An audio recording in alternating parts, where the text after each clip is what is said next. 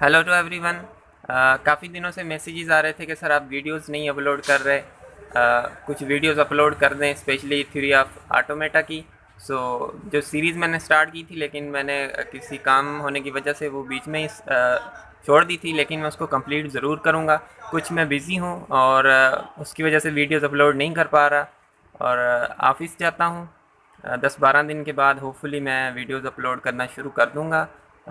और दूसरी चीज़, कॉल्स आती हैं मुझे ऑफ़िस टाइम पे, वो मैं अटेंड नहीं कर सकता। मैंने पहले भी ये चीज़ मेंशन की हुई है कि अगर आपको कोई भी काम हो तो आप मुझे व्हाट्सएप कर दें।